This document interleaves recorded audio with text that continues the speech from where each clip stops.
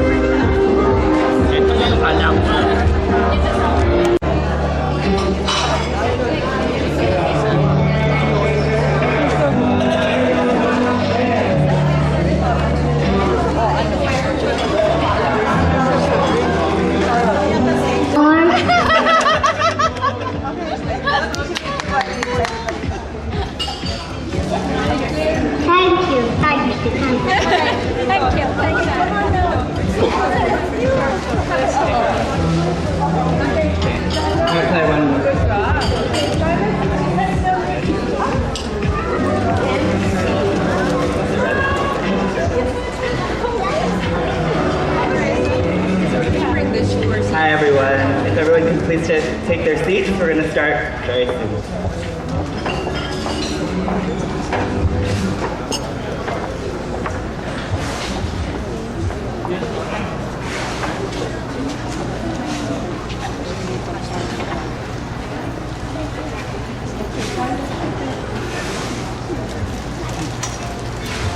Hi everyone. Good evening. Welcome to the book launch and signing of Don't Forget the Parsley by Marie-Claire Lim Moore. My name is Justin. I'm Claire's brother. And I'm very excited to be here today because this is really the story of our family. I flew all the way from New York. I did miss my flight because I thought it was 1 p.m., but it was actually 1 a.m. So I'm happy to have caught the flight. So, before my sister speaks, we're going to hear from two very special guests who will be making opening remarks. The first is Neni Santa Romana Cruz, who is the chair of the National Book Development Board. She is an award-winning writer, an accomplished educator, a noted children's book critic, a reading advocate, and freelance journalist. She, before that, chaired the Philippine Board on Books for Young People and was likewise a member of the Sa Aklat Sisikat Foundation, which is an organization that promotes reading and lifelong learning. Her more recent works are the highly successful companion gifts, You Know Your Filipino If, and Don't Take a Bath on Friday, Philippine Superstitions and Folk Beliefs. Late last year, Miss Neni and her husband released The Aquino Legacy, An Enduring Narrative. It's a great honor to have her here today.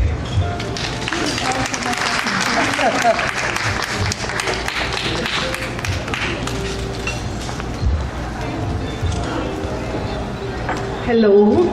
So I feel I have come full circle tonight because Lenore or Nor, Claire's mom, was my very first friend at International School Manila, decades back in our previous lifetimes when we were teaching there. She also mentioned to me that she did all my maternity clothes. So I was so fashionable and could make them really respectable hand-me-downs. Also, I had guested and spoken at one of Nor's exhibits, then at Ayala Museum, long before she became a serial one-woman exhibitor. But imagine me calling the prim and proper Lenore as exhibitionist. I love that. See how she blushes? And now it's her daughter Claire's turn. This certainly makes me feel so young. Perhaps because Claire knows that folks of her parents' generation can tend to ramble on and on, she diplomatically emailed me that all I had was 5 minutes. As she was also speaking, and that the mingling, and I guess the purchase and the book signing were more important. So does it mean after 5 minutes this mic will no longer work?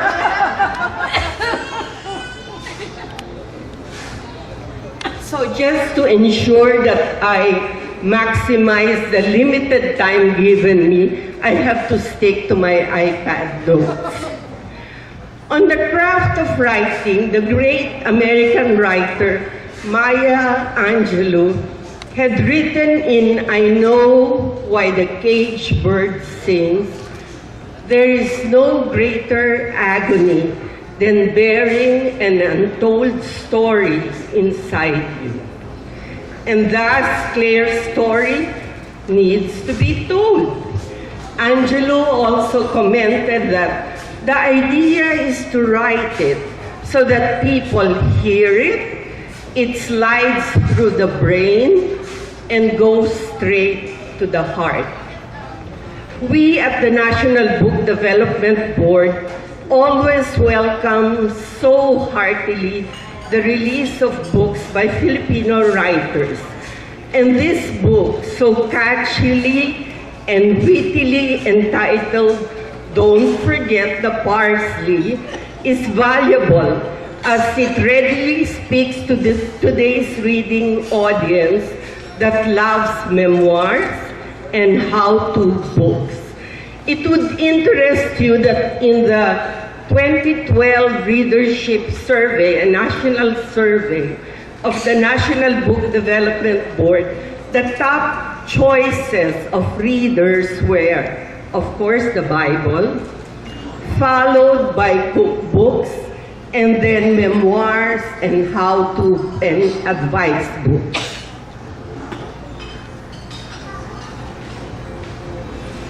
As we are concerned about books that would appeal to technology.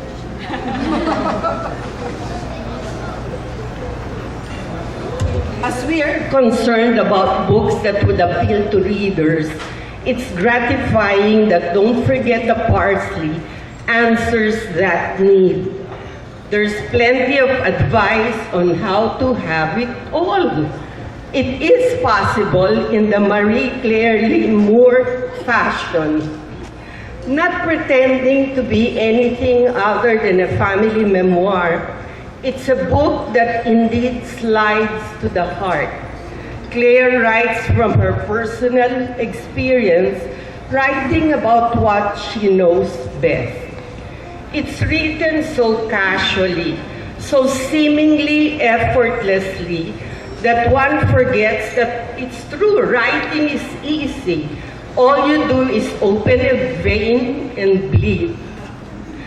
The book is built on something more solid than a sunshiny Pollyanna attitude, but it hinges on certain principles handed down by her elders, Nor and Didi, to try to answer the query from those that they meet and everyone who knows them, who wonder, how are you guys always so happy? How can that be?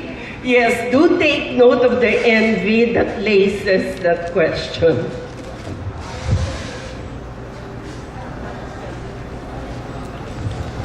Anyway, principle number 1. In the world according to Claire, it is live your best life always. Principle number 2. When faced and awestruck or intimidated by celebrities, remember, they still put their pants on one leg at a time. Principle number 3, do build up and cherish memories, more memories than your hearts can hold. Principle number 4 is an acronym, DWYL. Do you know what that is? Do what you love. I notice very few people know, so that means you have to get the book. Of course, I have deliberately been sketchy, even vague about these principles to motivate, to encourage, to goad you to buy the book. I love the charming examples of these principles, even as Claire affectionately teases her parents for their idiosyncrasies. And what family doesn't have those?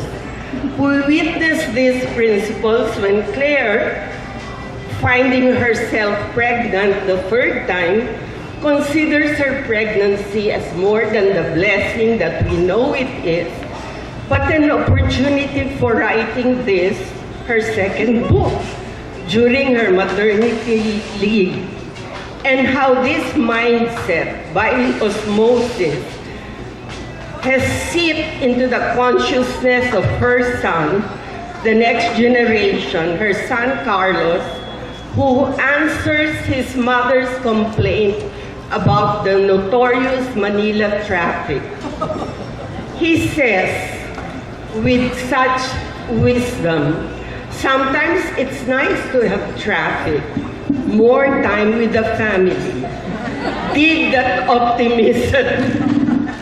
Truly from the mouths of babes. And that's the last anecdote in the book, which is a fitting end. But I have to preach a little on women issues.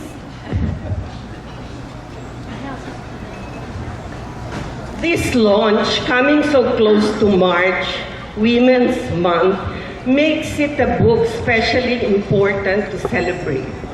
Claire, as mother, corporate executive, speaker, writer, and heaven knows what she is evolving into next, is a living example of a woman proud of her Filipino roots, a superwoman who blends the multiple roles life has offered her.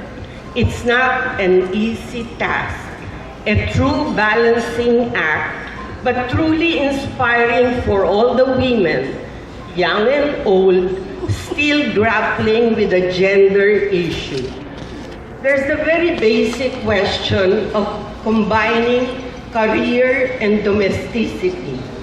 And even for those without a full-time career and compensation, there's the issue of the significance of being wife and mother. Can one adequately compensate and credit a woman for nurturing a family? That's an act of heroism in itself.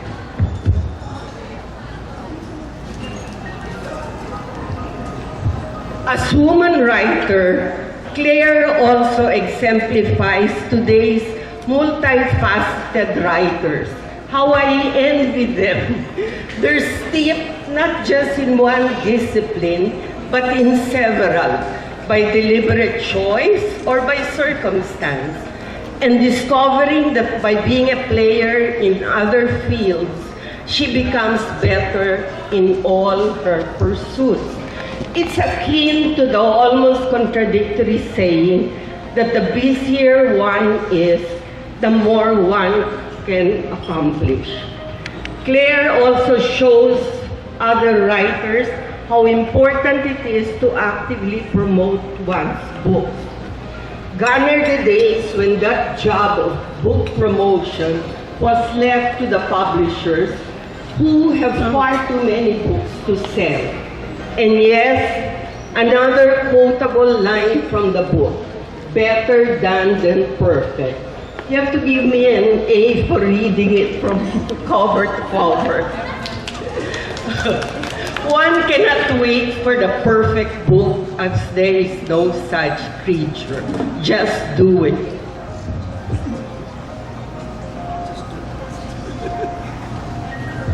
So, special commendation to Didi and Nor and Justin for the bank of pleasant and heartwarming memories which have enriched Claire's life. What father for books, 2 volumes.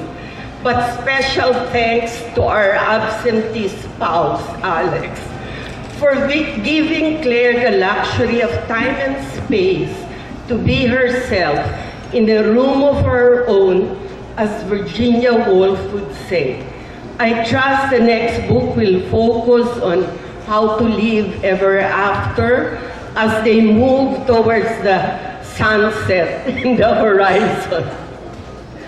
I began with words from Maya Angelou, and those who know me know that I had to end with words from a Filipino woman writer, happily a dear friend of mine, Ceres P. Doyo, Inquirer columnist, seasoned writer, who still marvels at the miracle of writing.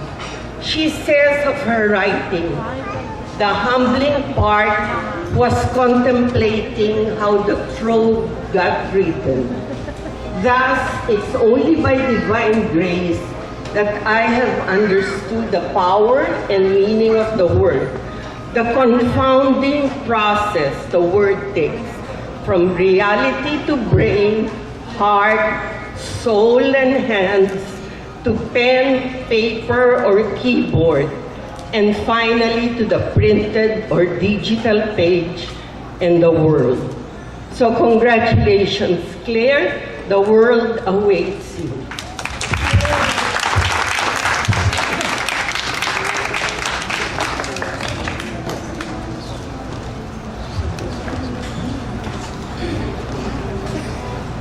Thank you very much, Tita Neni. I would like to introduce someone who was one of the first people to read and review Don't Forget the Parsley, Miro Kapili. Miro Kapili is a research assistant for education at UNICEF. Prior to this, she was an economics reporter for CNN Philippines. Prior to this, she was a researcher at the World Bank covering macroeconomics and good governance. At 17, she became the youngest recipient of 3 First Prize Palanca Awards for Literature. She is also currently the treasurer of the Manila hub of the Golden Shapers Community, a network of youth leaders under the World Economic Forum. Thank you for joining us, Mira.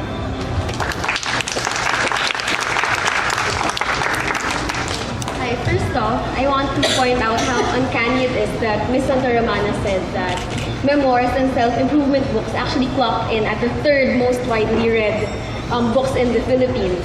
And I will be the first to admit that, honestly, I don't usually read these kinds of books. And when Claire asked me to review her book, I got pretty excited about the opportunity to read something different from what I'm used to. And if you know Claire and her family, you will know how infectious their outlook is in life. And that actually got more pronounced in this book, and Don't Forget the Parsley. Now, this book really got under my skin in 2 ways, or in 2 aspects. First, as someone who writes, and second, as a development sector worker. Now, there's this part in the book when Claire talks about not letting perfection hold you back from finishing something that you're working on. And at that point, I was reminded of the fact that I hadn't written or published anything in 4 years. So thanks, Claire, for making me feel insecure. And but seriously, writing is one of the most solitary acts that you can get into. You're alone in a room when it's 4 a.m. and you've got an angry cursor blinking back at you, and you're just there with your disorderly thoughts. And Claire's book reminded me that, as a writer, the world is so rich, and there's always something that you can write about, whether it's your family, which I think a lot of people take for granted in terms of using as material for their writing. And also, even a trip to the dentist was something that Claire turned into something very interesting and insightful. And Claire certainly made the most of the material that was available to her. I mean, when I met Justin earlier, I felt like we had several inside jokes, and it was the first time that we actually shook hands. And yeah. So that's what struck me most about this book. You're looking at Claire's life through her eyes and through her voice, but always in terms of how she can make a bigger and better impact on the lives of others. And this brings me to my second point, which is how the book resonated with me as someone who works in development. In this sector, it's easy to forget about working on your own life because you're always carrying the problems of complete strangers, say public school students.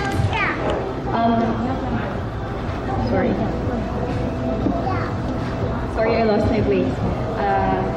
But at the end of the day, you'll never know how much of an impact you can actually make on the lives of others. So all you can do is give more of yourself than you think you can. And that's what this book pushes for. For Claire, it's not enough to show up. You actually need to step up. And whether it's at work, in school, or just preparing a simple dish at home. Each moment deserves a garnish of parsley, but at the same time, parsley is life itself if you choose it to be. There are no small and big moments, and all you can do is live completely in the moment. Another part I felt was relevant to development work was her discussion on doing what you love, which Ms. Santa Romana also covered earlier. Now, this is a somewhat fluffy phrase that has caught fire in recent years. And instead of riding the bandwagon, what I liked about Claire's discussion of this concept is that she pointed out how dangerous this concept can be in certain situations, and how you can still work effectively despite not loving your job if you find yourself in that situation. She also reminds readers to check their privilege when it comes to invoking this line. So you see, Claire covers so many viewpoints here that you're bound to find something that resonates with you in this book. So who among you has family members? Please raise your hand. Oh, sorry, you don't have family members. Okay. So if you want to learn how to love them more, or to be more present in each moment, you have to buy the book. Who here is a human being? No? Okay. If you want to be able to clone yourself somehow and do even better in every part of your life, you have to read this book. But just a warning, if you have light sleepers in the room, or if you sleep with people who don't sleep very deeply, you can't read this at night because you'll end up waking them up with your laughter. So thank you, Claire, for this gift, and congratulations again on your second book.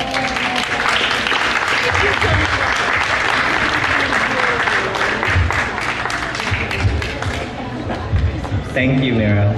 I'm going to introduce Claire, but before I do, I just wanted to share some personal thoughts because why not, right? It's very special for my sister and I to be here in the Philippines. Although we were born in Vancouver and raised in New York, we were always raised to never forget where we came from and to never forget where our parents came from.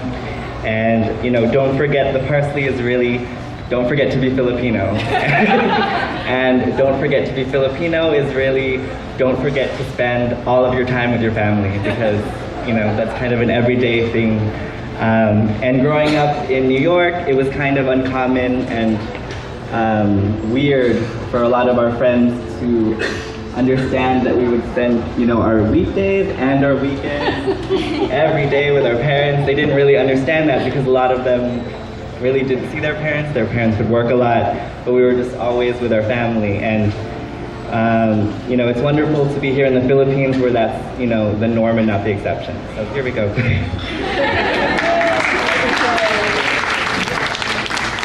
Thank you, Justin. Thank you, Tita Nenny, and thank you, Miro. I really appreciate your continued support. And it's such a pleasure to be back in Manila. I'm so excited to launch the second book here at Fully Booked. I know many of you were here in 2013 when I launched Don't Forget the Soap, so it's nice to see so many of you again. In many ways, Don't Forget the Parsley picks up where Don't Forget the Soap left off, right? So I still have many anecdotes from our childhood, as Justin mentioned. And I've also come to share some observations I've made since having children of my own, Carlos and Isabel and Sophia, and also observations since writing my first book. So I hope you do all enjoy. I did get some requests to see if I could share an excerpt from the book, which is something I haven't done at a previous launch. So I chose a passage, relatively short, but one that actually brings me back to one of my favorite memories. And it's something Tita Nenny referenced, which is more memories than our hearts can hold.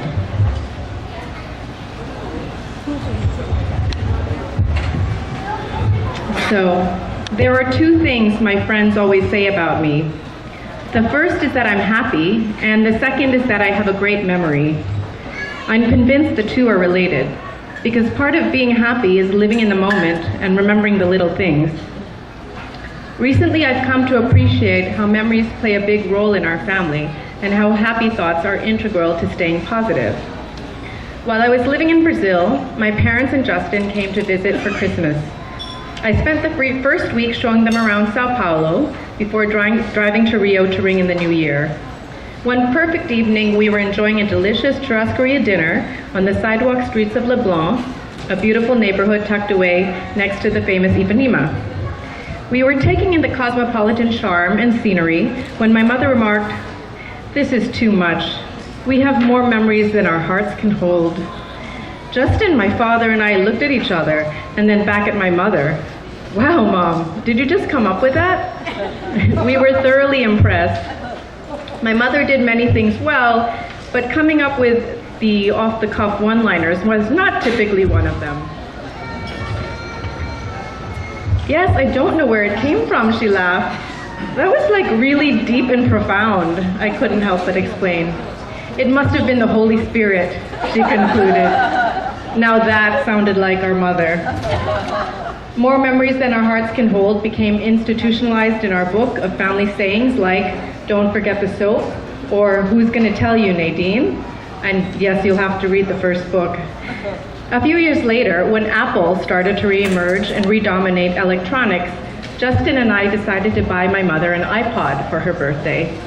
They're calling it the Walkman of the 21st century, Justin explained. And you know what's really cool? We can engrave it on the back.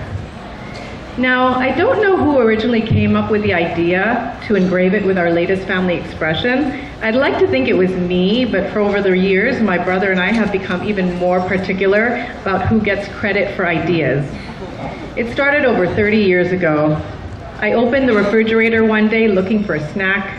I saw leftover spaghetti sauce in a bowl, so I took it out, peeled off the saran wrap, and used a Nabisco saltine cracker to scoop out some congealed bolognese. Amazing. For an 8-year-old who had never cooked before, I felt like I had invented sliced bread. As I was on my 3rd or 4th saltine scoop, Justin walked into the kitchen and asked what I was doing. Being the generous sister that I was, I gave him my meat sauce cracker to try, and no surprise, he loved it. He dropped the He-Man toy he was holding, ran out of the kitchen saying, "Mom, Dad, try this." I heard my parents ooh and ah as their 4-year-old showed them what might as well have been Boeuf Bourguignon as far as I was concerned.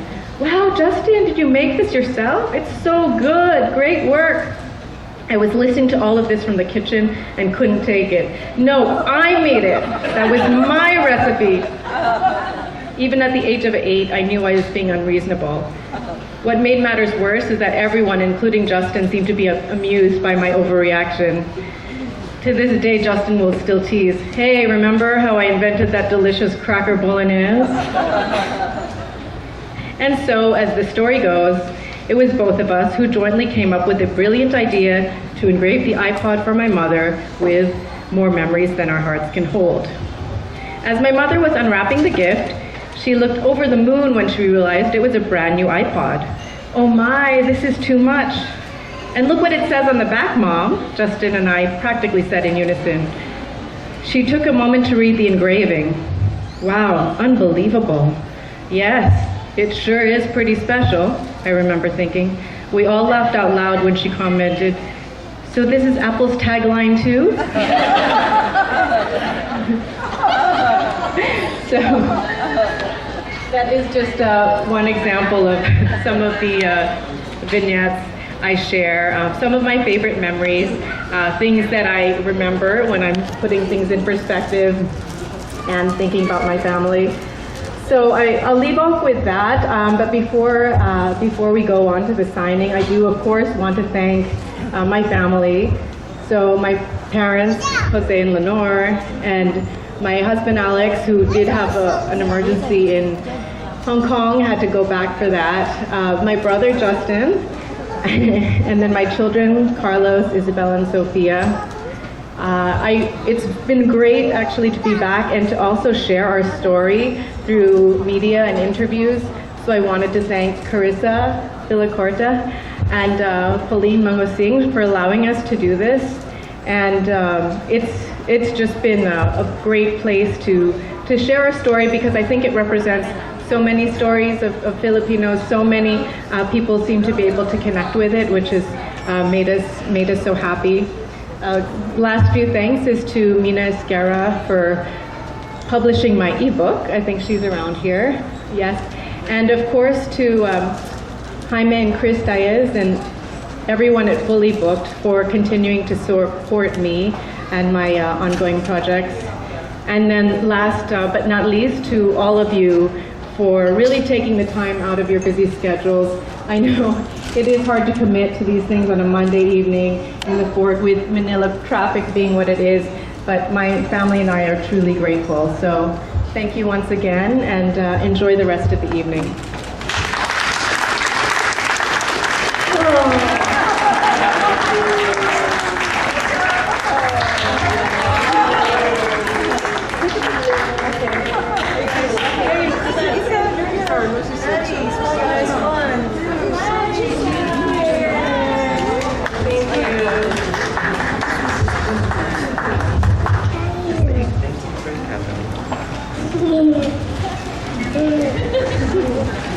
Okay, Claire will be signing books. So thanks everyone for coming. Please enjoy the refreshments and enjoy the night. Thank you.